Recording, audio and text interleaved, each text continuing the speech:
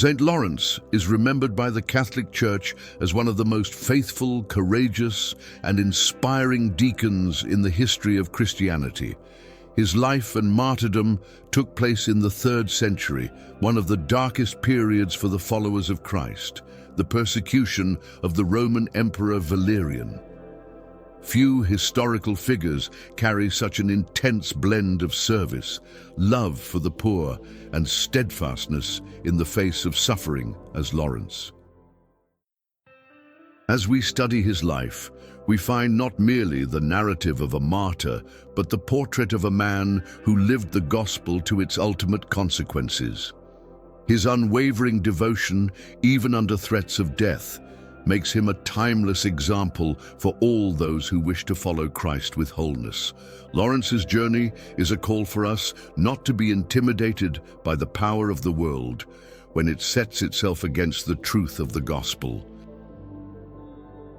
Born in the city of Huesca, in the region of Hispania, present-day Spain, around the year 225, Lawrence grew up in a deeply Christian home.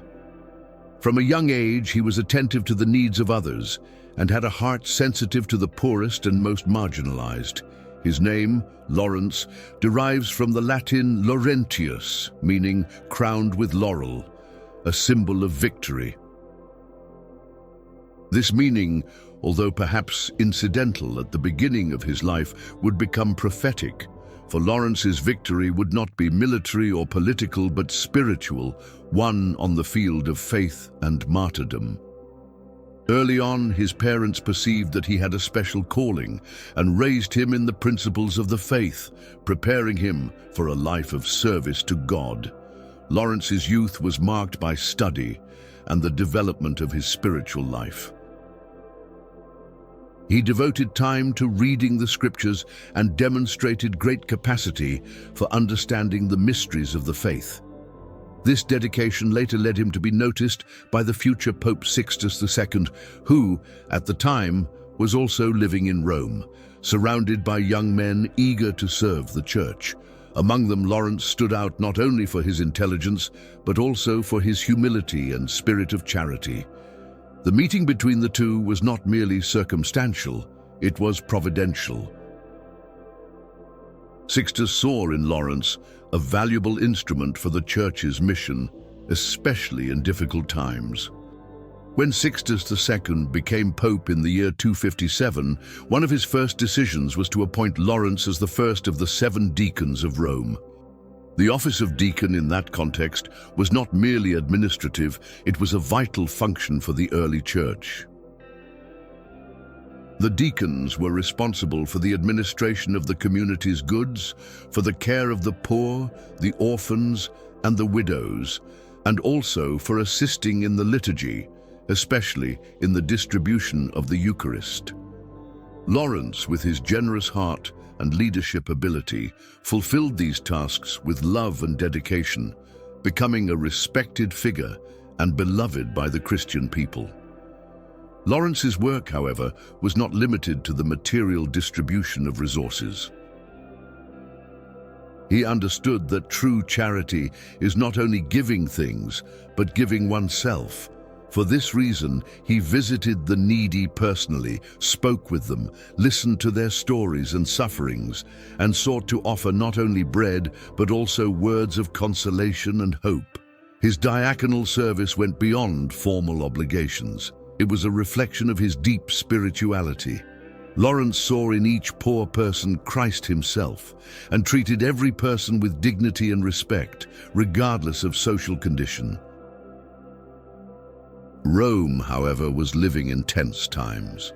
Emperor Valerian, who initially had not shown himself openly hostile to Christians, began to see in the Church a risk to imperial power. The reasons were political and economic. The growth of Christianity meant fewer adherents to pagan religions, and consequently less support for the empire's religious and military structures. In 257, Valerian began a series of decrees against the Church, forbidding gatherings, confiscating property, and arresting Christian leaders. Lawrence, being on the front lines of charity and the administration of the Church's treasures, knew that his position placed him in direct danger. Even in the face of this danger, Lawrence did not falter. On the contrary, he intensified his work, quickly distributing the church's resources so that nothing would fall into the hands of the empire. He knew that the Roman authorities would soon come demanding the surrender of the church's treasure, and he prepared himself spiritually for that moment. The deacon did not view material goods as an end, but as instruments to sustain the needy and spread the faith. This stance would give him the courage necessary to face one of the most famous and decisive episodes of his life. In August of 258, Rome was shaken by an implacable order. Pope Sixtus II was arrested while celebrating the Eucharist in the catacombs and a few days later condemned to death. Lawrence, who was deeply attached to the Pope, tried in every way to remain with him to the end. According to ancient accounts, he even said, "Where are you going, O Holy Father, without your deacon? You have never offered the sacrifice without your server. How have I displeased you?" These words reveal not only his love for the Pope, but also his willingness to share the same fate, if necessary. Sixtus II, however, knew that Lawrence's mission was not yet over. Before being led to martyrdom, the Pope entrusted him with a sacred task: to distribute all the church's goods to the poor and to prepare to face the Roman authorities who would demand the surrender of the ecclesiastical treasure. These words were not merely an administrative instruction, but a spiritual testament. Lawrence understood that he stood before the moment of his greatest witness, and that his fidelity to the gospel would be put to the test as never before. The martyrdom of Sixtus II and of other deacons deeply shook the Christian community, but Lawrence, far from despairing, turned his sorrow into strength. He went throughout Rome, giving away everything under his administration: coins, precious objects, and even liturgical vessels, always with the same motivation: that nothing be lost to the poor and that the church not fail in its mission of charity. This attitude did not go unnoticed by the authorities, who soon summoned Lawrence to give an account. When he was brought before the prefect of Rome, the prefect ordered him to hand over the treasure of the church. What Lawrence did next would be forever marked in the memory of Christendom and would become one of the boldest and most prophetic gestures in the entire history of the church. But this moment, and its consequences, marks the beginning of the second part of this narrative. When the prefect of Rome summoned St. Lawrence to appear before him, the order was clear and direct: to hand over all the goods and wealth belonging to the church.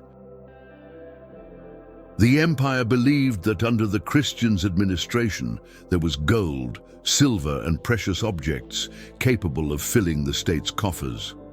For Valerian and his officials, that was an opportunity not only to weaken the church, but also to profit from its destruction. The arrogant prefect could not imagine that Lawrence had a completely different concept of what the true treasure of the church was. In the deacon's mind, wealth was not measured in precious metals, but in redeemed souls and in love poured out upon the needy. Therefore, the order he had been given became a perfect occasion to bear a unique witness. Lawrence asked for a period of 3 days to gather the requested treasure. The prefect, believing that he would use that time to gather hidden gold and silver, granted the request. However, during those days, the deacon went through the streets and alleys of Rome, calling all those whom he had served during his ministry: the poor, the orphans, the widows, the sick, people marginalized and forgotten by society. He invited them to meet in a previously arranged place, explaining that they were, in fact, the true wealth of the church. This attitude not only demonstrated his spiritual vision, but was also an act of boldness and incomparable faith. The day of the presentation arrived.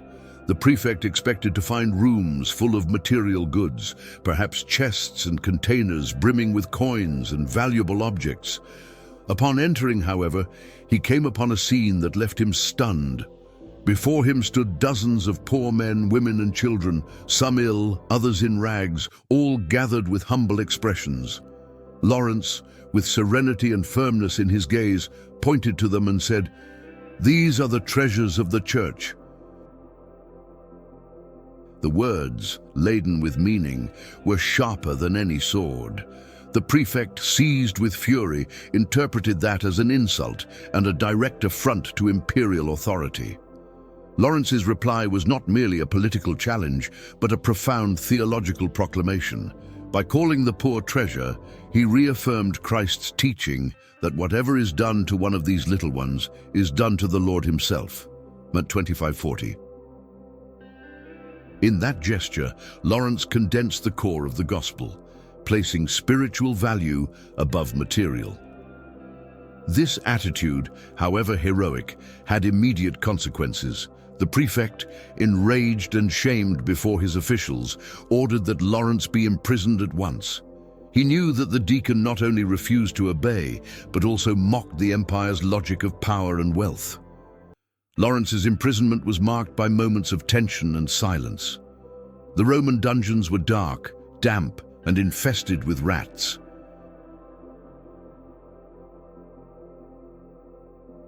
The air was heavy and smelled of mold mixed with rust. Even there, Lawrence did not allow himself to be overcome. He made use of every moment to pray and to strengthen the other prisoners, encouraging them to remain firm in the faith. Many accounts indicate that he distributed the last coins he had on him and even shared the bread he was given, always placing others' needs before his own.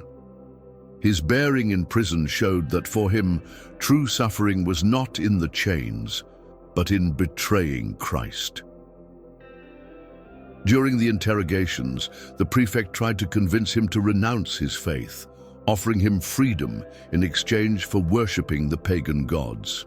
Lawrence, however, responded firmly, quoting passages from Scripture and reaffirming his fidelity to the one God. The patience and courage of the deacon exasperated Roman power still more, for they revealed that not even the threat of torture or death could submit that servant of Christ. For the soldiers and jailers, Lawrence's posture awakened silent respect, even though they were obliged to carry out the prefect's orders. The proceedings against Lawrence were not only an act of civil justice, they were also an attempt to intimidate the entire Christian community of Rome. By condemning the deacon, the prefect wanted to send a clear message. Anyone who dared to challenge the empire would meet the same fate. What he did not know, however, was that this execution would become one of the most celebrated stories of Christian fidelity, inspiring future generations not to be ashamed of the gospel. The very way Lawrence responded to the accusations turned the trial into a public preaching. In the days leading up to his execution, Lawrence received visits from some of the faithful who risked their own safety to see him. These meetings were moments of farewell and mutual encouragement.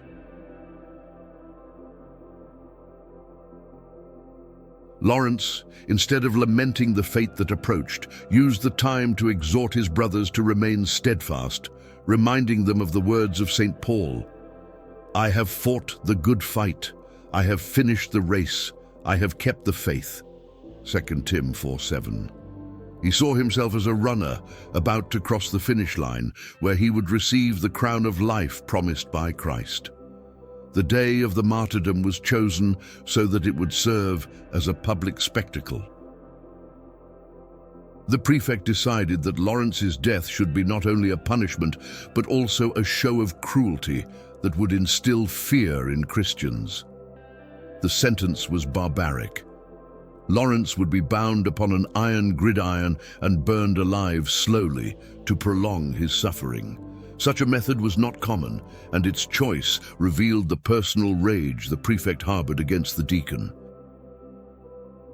For Christians, however, this torment would be seen as an altar of sacrifice, where Lawrence would offer his own life as an oblation to God.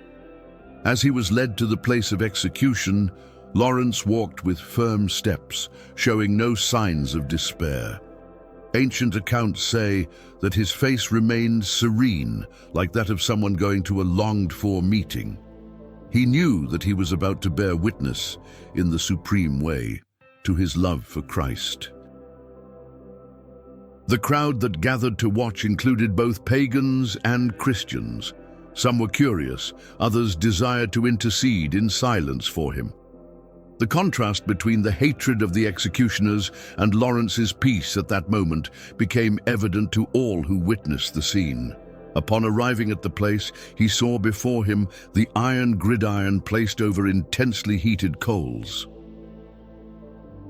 Lawrence was stripped of his garments and bound with chains, a gesture that associated him with the image of Christ being despoiled before the crucifixion. Even in that hour, he maintained a spirit of surrender. According to tradition, before being laid upon the instrument of torture, he raised his eyes to heaven and said a brief prayer, asking God for strength to persevere to the end and that his death might serve for the edification of the church. When his body began to be consumed by the heat of the coals, Lawrence did not cry out in despair.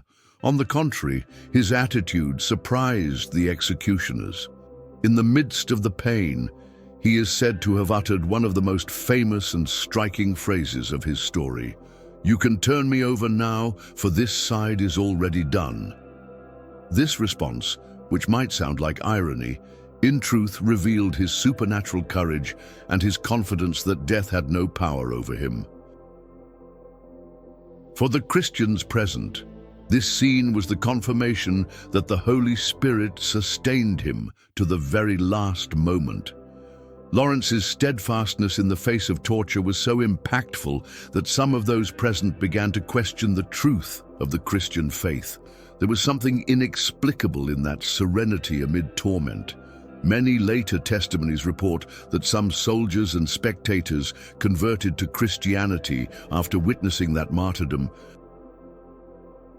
It was as if, at that moment, the fire that consumed the deacon's body also ignited the hearts of those who saw the scene, kindling in them the flame of faith. As the hours passed, Lawrence's body could bear no more. His last prayer, according to tradition, was for the conversion of Rome and for the perseverance of persecuted Christians. As he gave his soul to God, his expression remained calm, like that of one who falls asleep in the arms of the Lord. The execution, which the prefect hoped would be a spectacle of humiliation, became, in fact, a spiritual triumph. Lawrence died as he had lived, serving and bearing witness to Christ to his last breath. The martyr's body was gathered by devout Christians and buried in a secure place to prevent profanation. The burial was carried out in haste, but with great reverence. Later, over his tomb, one of the most important basilicas of Rome would be raised, the Basilica of St. Lawrence, outside the walls, which to this day is a place of pilgrimage and devotion. There, the faithful from all over the world gather to venerate the saint who turned the fire of torture into light for the church. The death of St. Lawrence did not extinguish his presence. On the contrary, it enlarged his reach. His memory began to be celebrated in the very first years after his martyrdom, and his example quickly spread through Christian communities, not only in Rome, but throughout Christendom. Lawrence came to be invoked as the protector of the poor, of deacons, and of cooks, the latter because of the instrument of his death. His story became a symbol of courage and unconditional love for Christ. The prefect, despite having managed to eliminate the deacon physically, realized that he had failed in his main objective, to weaken the Christian faith. On the contrary, Lawrence's steadfastness inspired the faithful even more, strengthening the church in Rome. The seed planted by his martyrdom would germinate over the centuries, producing fruits of conversion and witness. Over time, the name of St. Lawrence was inscribed in the Roman canon, the Church's most ancient and solemn Eucharistic prayer, which mentions him among the martyrs who are models of fidelity. This honor was not given to just anyone. It was the recognition that his life and death were intimately linked to the very identity of the Church. Lawrence's example remains alive because he knew, in every circumstance, how to place Christ and his neighbor above himself.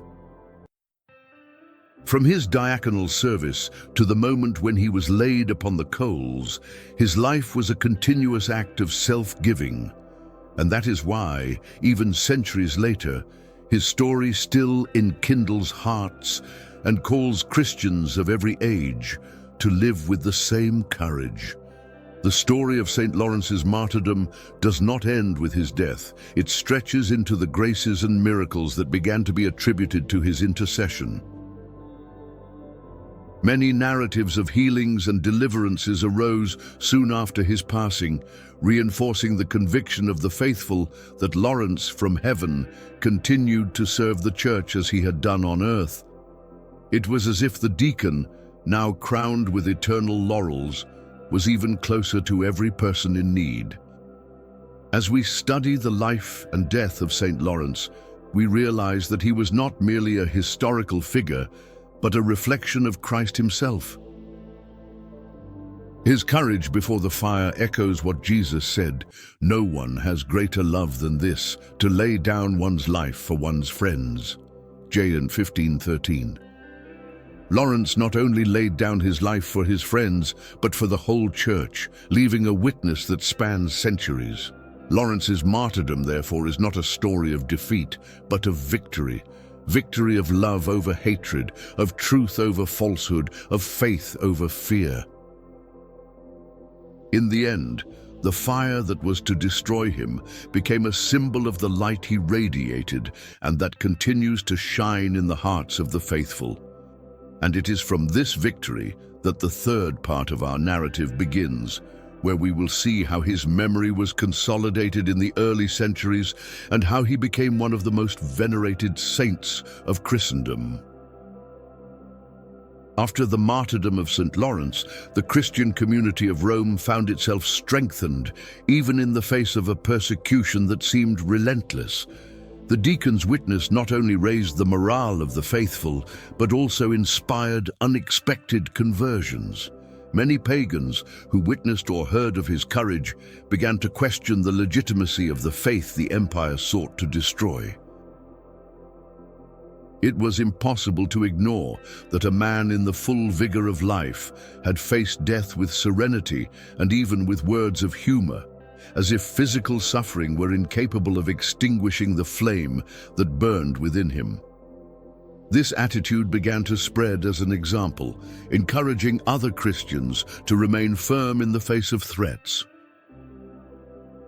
The first written records about St. Lawrence appeared a few years after his death, preserved mainly in the Acts of the Martyrdoms and in the accounts of Christians who lived with him. Although many of these texts were adorned with pious elements, the essence of his witness is confirmed by various ancient sources, including authors such as St. Ambrose and St. Leo the Great. Both emphasized not only Lawrence's courage, but also his deep charity and fidelity to the diaconal mission. These writings were fundamental so that his story would be preserved over the centuries, even when official Roman documents tried to erase the names of the martyrs. Devotion to St. Lawrence grew rapidly. Shortly after his martyrdom, his grave in the catacombs of Rome became a place of pilgrimage. The faithful traveled from various regions to pray before his tomb, seeking intercession and inspiration to face their own trials. There were reports of miracles attributed to the saint, including healings of illnesses and the deliverance of prisoners. These stories circulated by word of mouth, further strengthening Lawrence's reputation as protector and friend of the needy. It did not take long for the date of his death, August 10th, to be fixed as a liturgical feast day. The spiritual impact of St. Lawrence was so great that even with the persecution still underway, Christian communities began to erect small memorials and oratories in his honor. These places served as meeting points for the celebration of the Eucharist and to recall the example of the martyr. Over time, these memorials were transformed into churches dedicated to the saint, many of which became centers of devotion throughout Europe. His popularity was not limited to Christian Rome.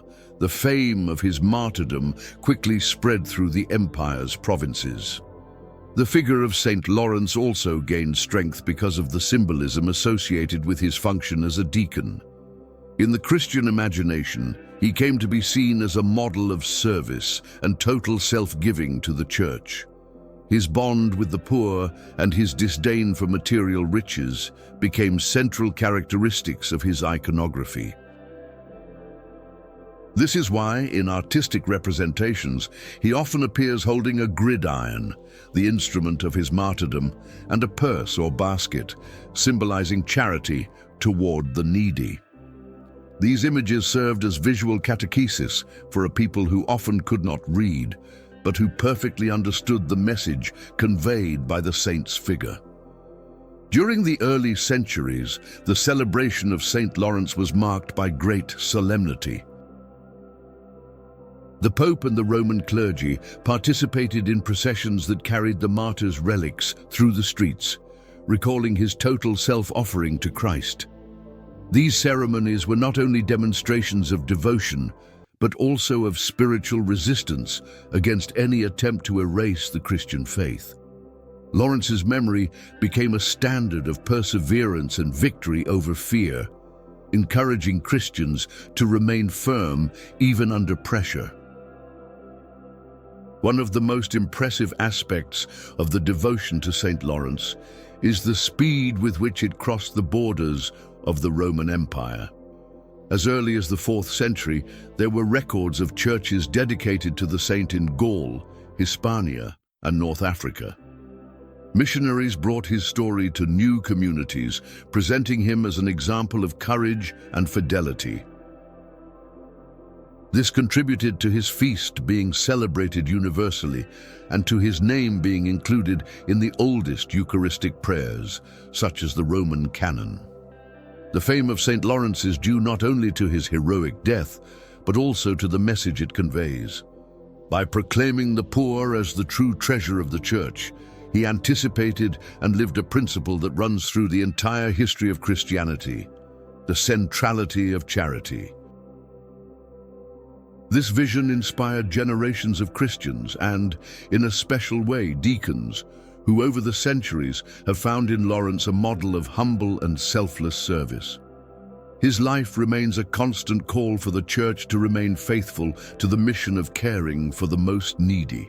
In the 4th century, with the freedom granted by the Edict of Milan, devotion to St. Lawrence received new impetus. Emperor Constantine ordered the construction of the Basilica of St. Lawrence outside the walls over the site of his burial. This temple would become one of the most important centers of pilgrimage in Rome, attracting the faithful from all parts. The basilica, rich in mosaics and ornaments, was a testimony of the respect and gratitude the Christian people had for their martyred deacon. It would also become a symbol that the faith, once persecuted, could now be professed freely. From that moment on, the figure of St. Lawrence came to be part not only of popular devotion, but also of Christian culture and art. Poets and preachers extolled his courage in sermons and liturgical hymns, reinforcing the idea that his martyrdom was a reflection of Christ's own passion. His story was told in catecheses, transmitted from generation to generation as an example of how the faith must be lived to its utmost consequences. St. Lawrence's popularity was also reflected in his invocation as a protector against fires and burns due to the manner of his martyrdom. Many cities and towns began to take him as their patron, seeking his intercession in times of danger. This bond with protection from fire also extended beyond the literal sense, being seen as a symbol of spiritual protection against the flames of sin and perdition. Medieval and Renaissance art made St. Lawrence one of the most depicted saints. Painters and sculptors such as Fra Angelico and Bernini immortalized his image in works that can still be seen today in churches and museums. In these representations, Lawrence is shown with a serene expression, holding the gridiron or distributing alms. Each work is in itself a silent preaching on the charity, courage, and faith that defined his life. As the centuries passed, devotion to St. Lawrence remained alive in different cultures. In Spain, for example, his feast is celebrated with great processions and bonfires, recalling both his Hispanic origin and his martyrdom by fire. In Italy, especially in Rome, August 10th is an occasion for pilgrimage to his basilica, where the faithful pray and give thanks for graces received. In many other countries, masses and novenas are held, keeping the saint's memory alive.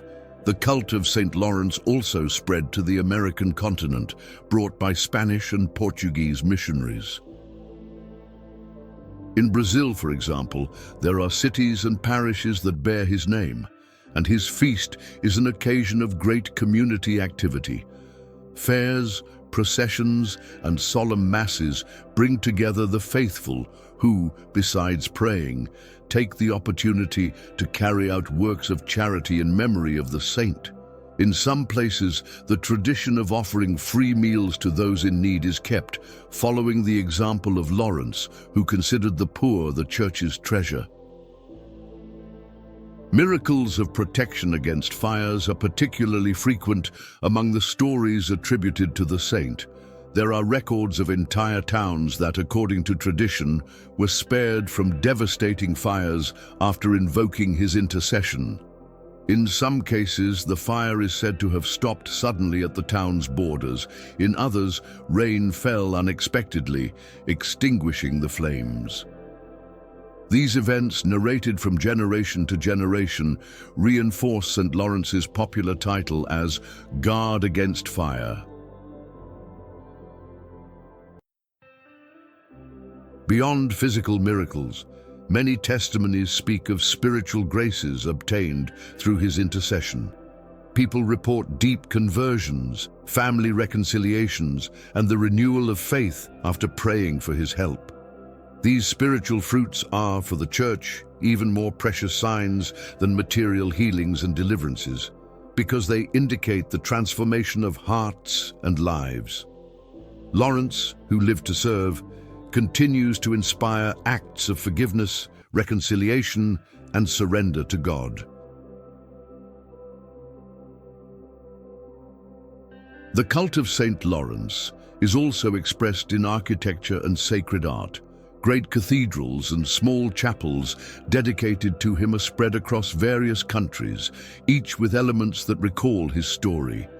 Many have stained glass windows showing the scene in which he presents the poor to the prefect of Rome, or the moment of his martyrdom on the gridiron.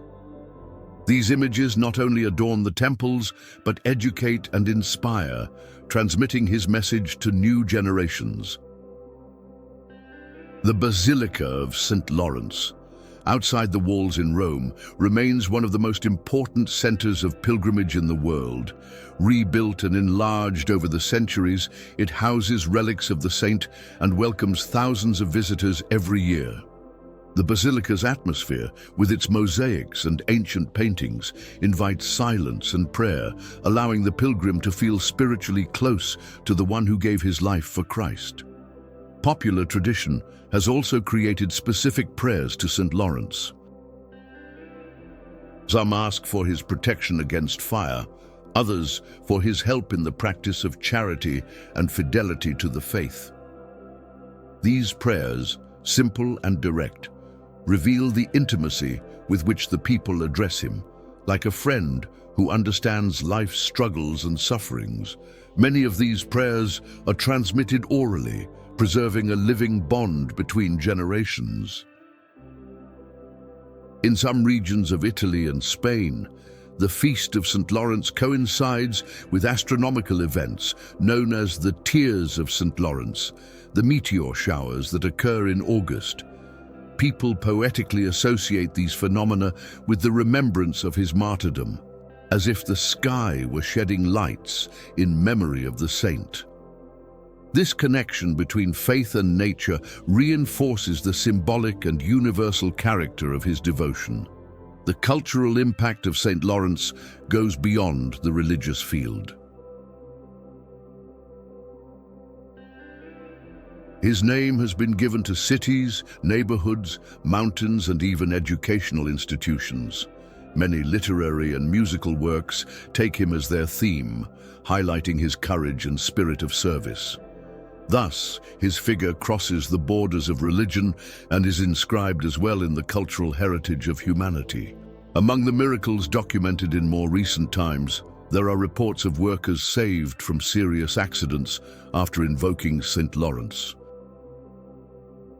In one widely publicized case, an industrial fire was contained without victims, and the survivors attributed their deliverance to a prayer made to the saint moments before an explosion. These testimonies, although not officially recognized by the Church as canonical miracles, reinforce popular faith and keep devotion alive.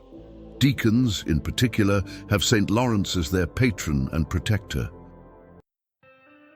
At their ordinations, they often renew their commitment to live as he did, with love for the poor, fidelity to the Church, and courage in the face of difficulties. Lawrence is remembered as one who was not seduced by power and who did not retreat before the threat of death, remaining firm to the end. Devotion to St. Lawrence has also inspired movements and social works.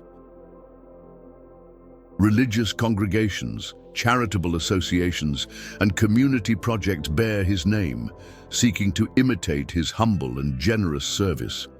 These initiatives show that the true homage to the saint is to live as he lived, with eyes fixed on Christ and hands extended to the needy. Even in times of secularization, the Feast of St. Lawrence continues to attract crowds. In many cities, it is one of the few religious events capable of mobilizing the entire community, uniting people of different ages and backgrounds. The strength of this devotion lies in the fact that it is rooted not only in rituals, but in a story of love and self-giving that speaks directly to the human heart. The example of St. Lawrence is a constant reminder that true faith proves itself in actions. It is not enough to profess words of love for God. It is necessary to demonstrate that love in caring for the weakest and in commitment to the truth. This message is timely and urgent, especially in a world marked by inequalities and indifference. The miracles and traditions linked to St. Lawrence show that the fire that tried to destroy him could not extinguish his light. On the contrary, that light spread, illuminating paths, warming hearts, and inspiring concrete acts of charity. Every time someone acts with generosity, defending the poor and being faithful to the faith, Lawrence's flame is rekindled. St. Lawrence's legacy spans nearly 2,000 years, remaining as alive today as in the Church's early centuries. In the 21st century, his story continues to inspire not only Catholics, but also people of different cultures and beliefs, who see in his life an example of integrity, service, and courage.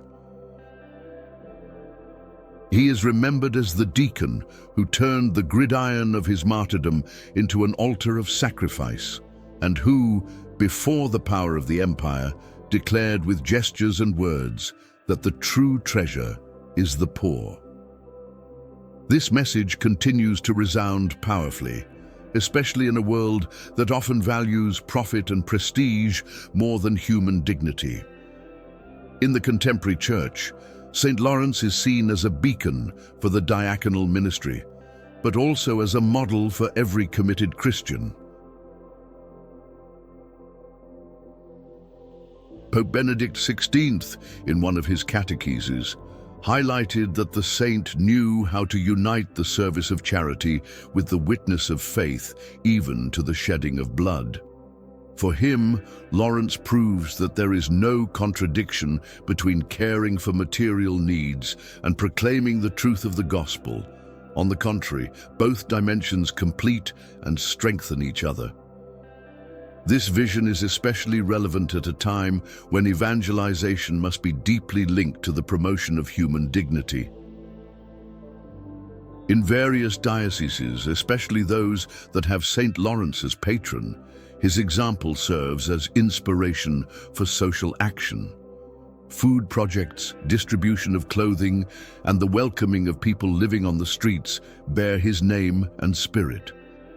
The idea is simple but profoundly evangelical, to show that concrete service to one's neighbor is not optional for those who follow Christ. This direct link between devotion and practical action is one of the great legacies he left. St. Lawrence's message is also a challenge for church leaders and for all who administer church resources. He reminds us that these goods exist to serve, not to be accumulated or flaunted. In a world where financial scandals can shake the credibility of religious institutions, the witness of the Roman deacon presents itself as a call to transparency, honesty, and the ethical use of resources in favor of the most needy. In this sense, his figure is very current. Another important point is the witness of courage in the face of persecution. Although in many countries Christians can live their faith freely, there are still regions where professing the name of Christ can cost one's life. For these persecuted brothers and sisters, St. Lawrence is an example of perseverance to the end. He shows that even in the face of violence and injustice, it is possible to remain faithful without hatred, offering one's own life as a testimony to God's love. St. Lawrence's spirituality also has great power in combating indifference. In a world marked by haste and superficiality, he invites sincere attention to the other. His habit of visiting the poor personally, of listening to their stories and sharing their pains, inspires volunteers and missionaries who work in urban and rural peripheries. This human closeness, which goes beyond mere material donation, is perhaps one of the most transformative aspects of his example. In times of humanitarian crises, wars, and forced displacement, the figure of St. Lawrence is invoked as an intercessor for those who have lost everything. His own life, marked by detachment and total self-giving, is a message of hope for those who find themselves stripped of goods, security, and even freedom. He reminds us that true security is in God and that no human power can tear faith from a heart given to Him. In the cultural sphere, his name remains present. Schools, hospitals, streets, and neighborhoods bear his name, perpetuating his memory in people's daily lives. In some places, these institutions not only use his name as a tribute, but also seek to live according to his values. Hospitals, for example, have in St. Lawrence a symbol of care and dedication to the sick. Schools, a model of integrity and service. And social works, a patron who inspires generosity. The liturgical feast of August 10th continues to be one of the most celebrated around the world. In Rome, thousands of pilgrims gather for the solemn Mass at the Basilica of St. Lawrence outside the walls. In Spain, his homeland, the celebration takes on a vibrant popular character with processions and festivals. In Latin American countries, the date is marked by acts of charity, novenas and processions that mobilize entire communities. These celebrations are not merely historical memories, but occasions to renew the commitment to faith and to the poor. The humor of St. Lawrence, demonstrated even at the moment of martyrdom, remains a much discussed aspect. His phrase, "You can turn me over now, for this side is already done," far from being a simple boast, is seen as the expression of a heart totally free from fear. This interior freedom, the fruit of absolute trust in God, is a spiritual treasure that challenges today's generations to live with greater detachment and greater hope. In the 21st century, St. Lawrence's message also dialogues with social and economic issues.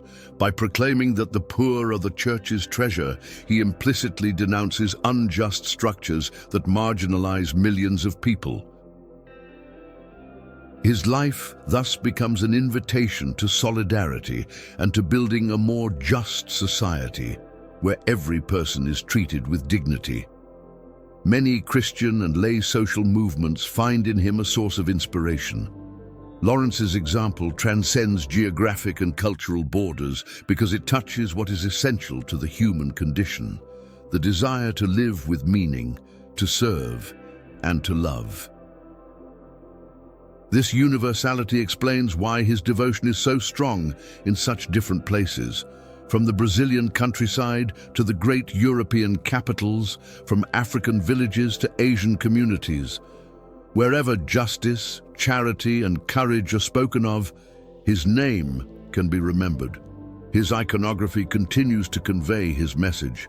To see the image of a young deacon, vested in a dalmatic and holding a gridiron, is to see a silent invitation to total self-giving.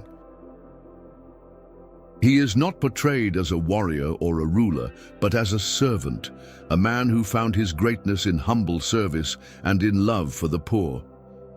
This contrast is profoundly evangelical.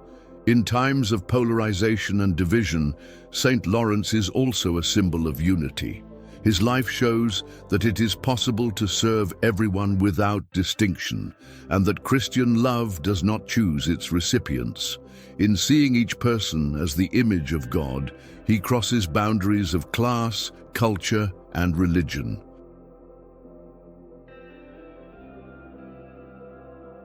This vision is urgently needed in today's world.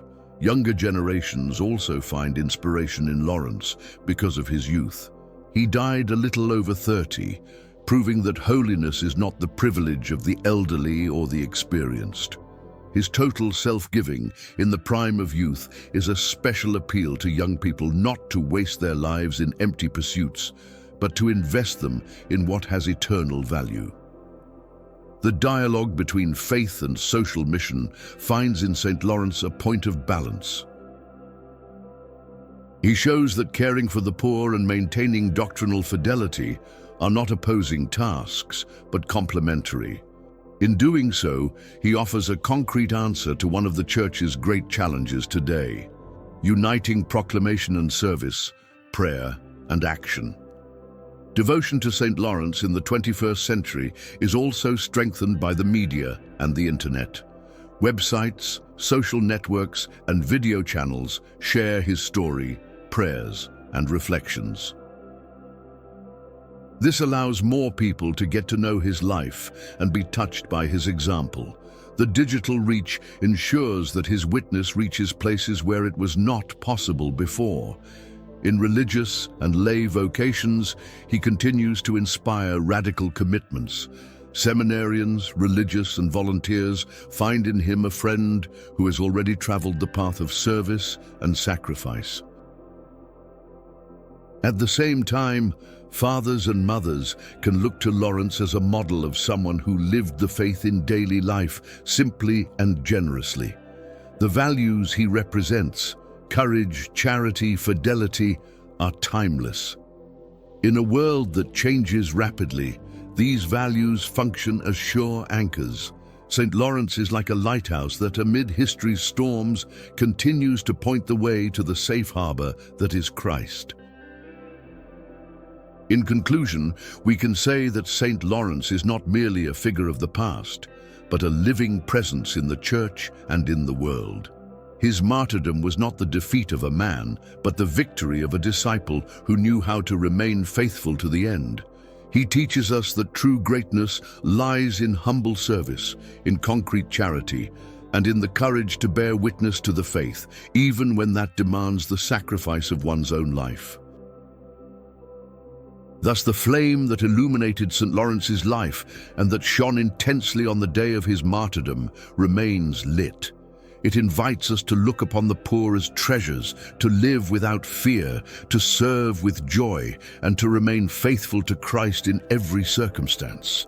And as long as there are Christians willing to follow this path, the story of St. Lawrence will never be forgotten.